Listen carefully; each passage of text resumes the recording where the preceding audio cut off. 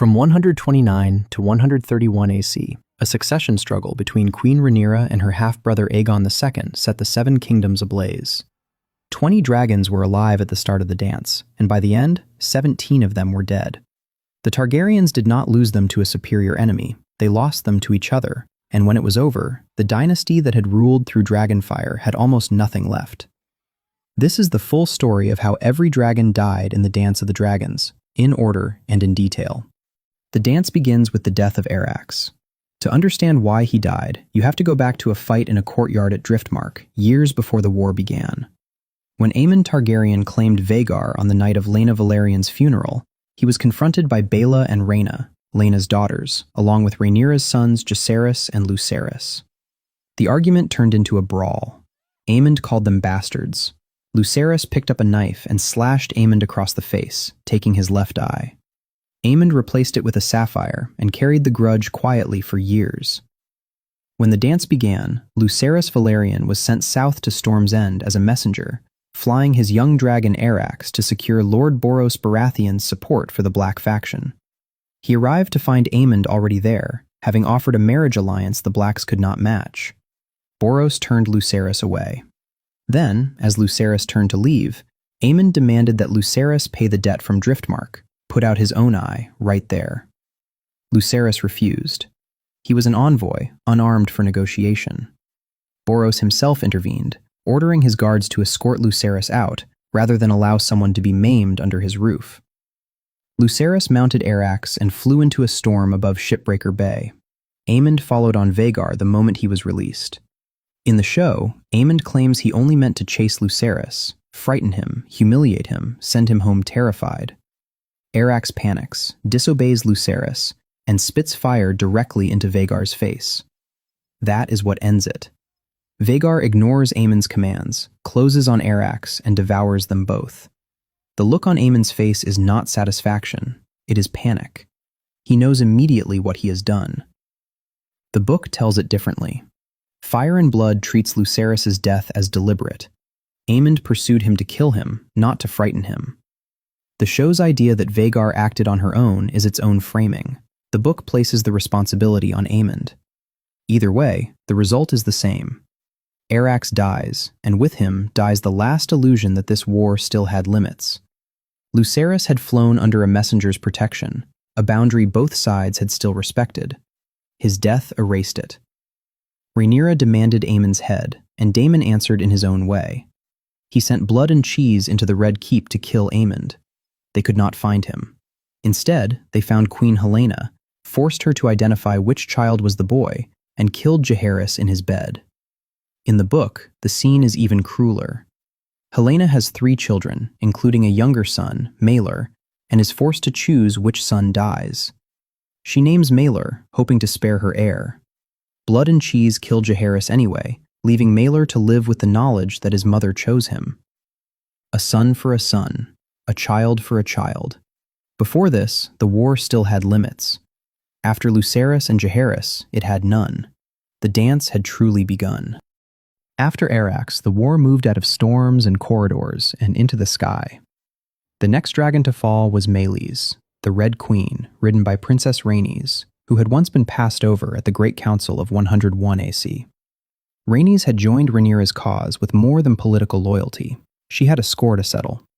Meleys was the strongest dragon the Blacks could send into battle, and Rhaenys was the one rider on either side who combined judgment with real experience.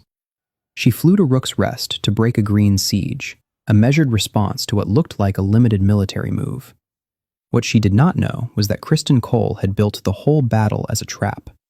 In the show, though, the trap does not unfold cleanly. Aegon II, drunk, impulsive, and desperate to prove himself, arrives first on Sunfire and throws himself into the fight, before Aemond enters it. Meleys tears into Sunfire, ripping through the younger dragon and nearly killing him. Then Aemond arrives on Vhagar, and instead of waiting for a clear shot, he gives the order, Dracarys, with his own brother still in the line of fire. Vhagar unleashes Dragonfire, and the flames engulf Sunfire and Aegon II, who fall from the sky, broken and burned. The battle then narrows to what it was always going to become, Meleys against Vhagar. Even then, Meleys does not go down easily. She fights Vhagar hard, slashes open her underbelly, and breaks free after the first clash. Rhaenys still has a chance to withdraw. Instead, she turns back. Vhagar wins only when she ambushes Meleys from below, clamps her jaws around her neck, and crushes it. Meleys falls, and Rhaenys dies with her. The book version is different. There, the trap works more cleanly. Aegon II on Sunfire and Aemond on Vhagar attack Meleys together. Meleys badly injures Sunfire, but when she closes on him, Vhagar falls on them from above, and all 3 dragons crash to the ground. Vhagar rises unharmed. Meleys and Rhaenys die, while Sunfire and Aegon II survive terribly wounded. That is what Rook's Rest costs the Blacks. Not just a dragon, but their best dragon rider. It also reveals something ugly about the Greens. In the show, Aemond does not merely risk his brother, he appears willing to burn him. The Greens win the battle, but only by burning their own king. The next losses were younger and, in some ways, worse, but the show has not reached this point yet, so from here on, we will follow the version told in the book, Fire and Blood. Vermax was Jacaerys Valerian's dragon, and Stormcloud belonged to his little brother, Aegon the Younger. One death cost the Blacks their heir and one of their most capable princes.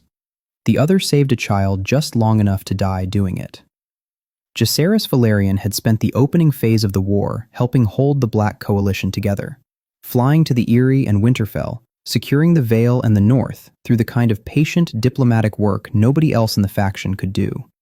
He was 15 years old and already central to his mother's cause. At the Battle of the Gullet, he led the Black naval defense against the Triarchy fleet the Greens had hired from Essos. Vermax was brought down during a low pass over the ships. Some accounts blame crossbow fire, others say a grapnel tore open the dragon's belly and dragged him into a burning galley. Jacaerys leapt free and clung to smoking wreckage in the water, only to be struck by Myrish crossbow quarrels before one finally took him through the neck and he sank beneath the sea. On the same day, his young brother Aegon escaped on Stormcloud, who carried him to safety despite terrible wounds and died soon after landing on Dragonstone. 2 dragons were gone, but Jacaerys was the heavier loss. After the Gullet, the Blacks had lost not only Rhaenyra's heir, but also one of the few figures in the war who had already shown he could win allies and keep them. Not every dragon death came with a speech, a grudge, or a battlefield. The next one belongs to a dragon almost nobody knew, Grey Ghost. He was a wild dragon, unclaimed, unridden, living on the outer reaches of Dragonstone and answering to no one. In 130 AC, fisherfolk found him dead at the base of the Dragonmont, torn apart and partially devoured. The Castellan, Sir Robert Quince, blames the cannibal, another wild dragon known to feed on dead dragons and hatchlings, but he was wrong. Sailors from a merchant ship called the Nessaria, blown off course near Dragonstone, had seen 2 dragons fighting above the mountain, and one of them had been golden. That pointed not to the cannibal, but to Sunfire, still grievously wounded from Rook's Rest and hunting on Dragonstone without a rider. Then came the clash everyone had been waiting for. Vhagar, the oldest and deadliest dragon alive, and Caraxes, the bloodworm, scarred, savage, and bound to Daemon across decades. This was the war turning into a vendetta in the open sky. Daemon Targaryen had been hunting Aemond for months, driven by both strategy and revenge. Aemond had killed Lucerys, helped bring down Rhaenys and Meleys at Rook's Rest, and become the Greens' most destructive force in the field, burning his way across the Riverlands on Vhagar. As long as Aemond lived, so did the terror he carried through the sky. He found him at last above the God's Eye, with Harrenhal looming over the lakeshore below. Caraxes could not match Vhagar in size. No living dragon could. So Daemon did not fight a contest of size. He turned it into a close, catastrophic grapple.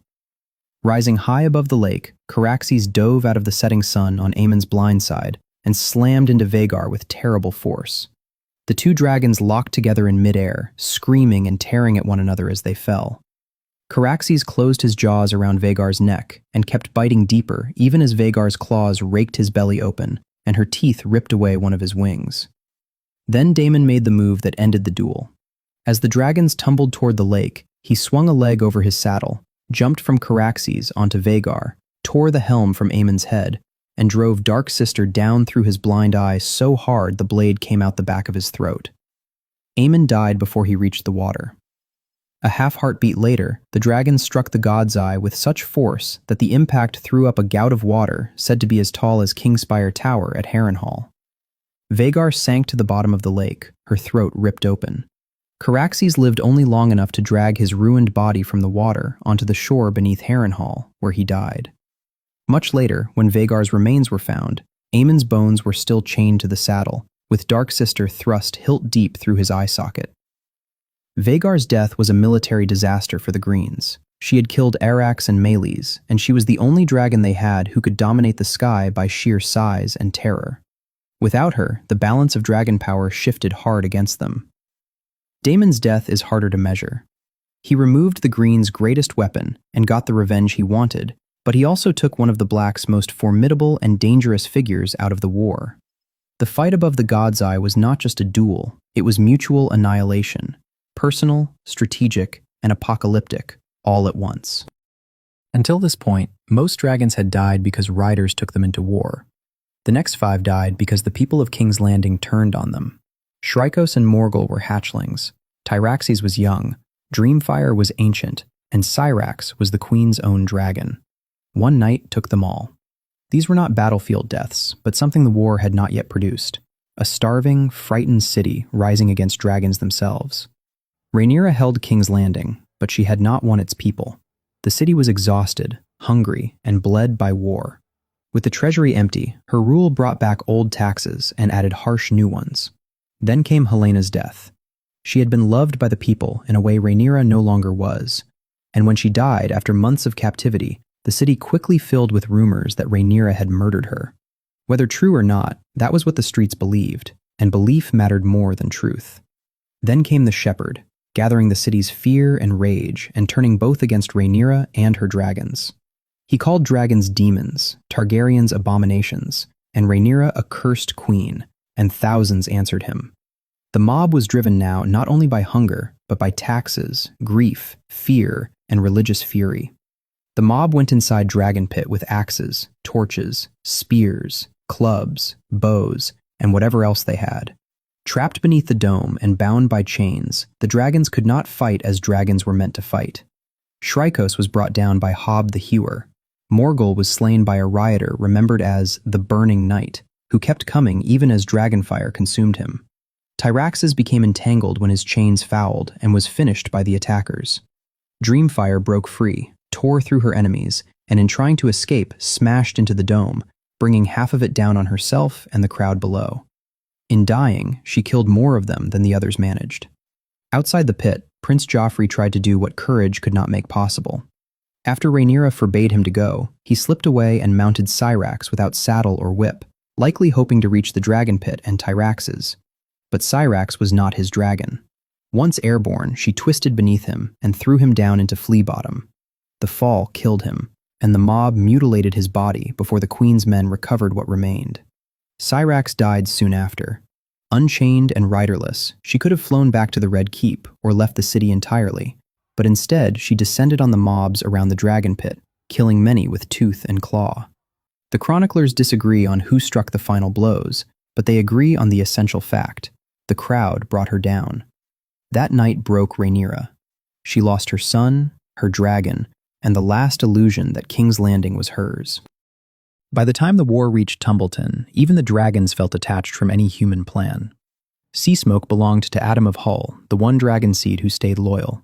Vermithor had belonged to Hugh Hammer, and now belonged to no one. Tessarion was the dragon of Daeron the Daring.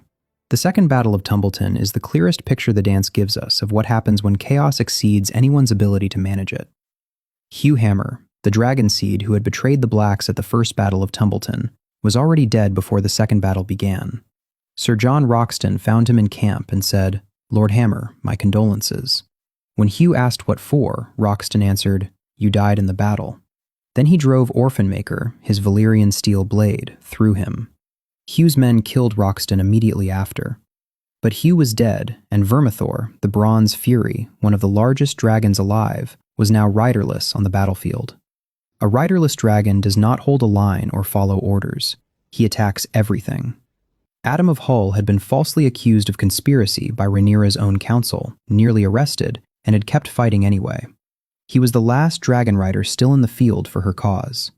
He flew Seasmoke south to Tumbleton, into a battle where Vermithor was riderless, Silverwing was present, and Tessarion was in the air. What followed was not a battle, it was a collision. Tessarion and Seasmoke found each other first, both young, both fast, circling and stooping without either landing a killing blow. Then Vermithor rose, blood smoking from wounds dealt by the men who had tried to kill him on the ground. Riderless, the Bronze Fury did not distinguish friend from foe. He simply attacked everything in reach. When Adam saw Vermithor turning on the men who had ridden out beside him, he drove Seasmoke down from above and slammed into the older dragon. He knew Seasmoke could not win. He flew in anyway. The two dragons locked together and rolled across the ground, too tangled to break free. Vermithor's size won in the end. He bit through Seasmoke's neck. Then he collapsed from the wounds Seasmoke had already dealt him and died. Adam was found dead beside his dragon. Tessarion survived the fighting, but was so badly damaged she lingered in agony until a longbowman named Billy Burley ended it with a mercy arrow from 100 yards. Adam of Hull was the one dragon seed who proved his loyalty when it cost him something. He was not killed by an enemy decision. He was killed by chaos, a riderless dragon with no side and no objective, in a battle no one was directing. By the end, almost nothing remained. Moondancer was a young dragon ridden by Baela Targaryen, Daemon's daughter. Sunfire was a wreck of a dragon by then, his wing mangled at Rook's Rest, his body scarred by later fights, one eye gone, and yet still alive through sheer ferocity. Their fight feels less like a battle than the last convulsion of a war that should already have ended. By the time the war reached Dragonstone for its final act, almost everyone who had mattered at the beginning was gone. Rhaenyra had been captured and executed by Aegon II, fed to Sunfire while her son Aegon the Younger was forced to watch. It was deliberate cruelty, not military necessity, vengeance made public. Baela met Sunfire as Aegon II descended over Dragonstone before dawn, expecting the castle to be his. Moondancer was much smaller, but she was quick enough to evade Sunfire's jaws and flame at first, darting beneath him and then raking his back and neck from above. Sunfire answered with a blast of golden fire that likely blinded her, but she still slammed into him in midair, and the two dragons locked together and fell. On the ground, the fight turned. Moondancer tore chunks from Sunfire's neck as they came down, but once they crashed into the yard, her speed no longer mattered against his size and weight. Sunfire crushed her there, screamed his victory, tried to rise again, then collapsed back to the ground, too badly wounded ever to fly again. Baela survived the fall, burned and battered, while Sunfire never flew again and died not long after from the total weight of his wounds. Aegon II outlasted his dragon by very little. His own council poisoned him when it became clear the realm could not endure a mutilated, vindictive king still bent on war while Cregan Stark's army was marching south. The throne passed to Aegon III, Rhaenyra's son, the very outcome the Greens had spent the war trying to prevent. When Aegon III married Jaehaera Targaryen, the only surviving child of Aegon II, the two shattered branches of the house were joined again, and the dance was politically brought to an end. But the dragons were gone in every way that mattered. Silverwing still lived, but no one ever claimed her again. Sheepstealer had vanished with Nettles, and the cannibal remained a wild terror on Dragonstone. Only Mourning was left within the Targaryen courtly world, and she was just a hatchling. The war was over, and with it, the Age of Dragons had effectively come to an end. Thanks for watching, and I hope you enjoyed the video. If you did, please like, subscribe, and share your thoughts in the comments. Which dragon death hit you the hardest? And a very special thank you to the artists whose incredible work brought this video to life.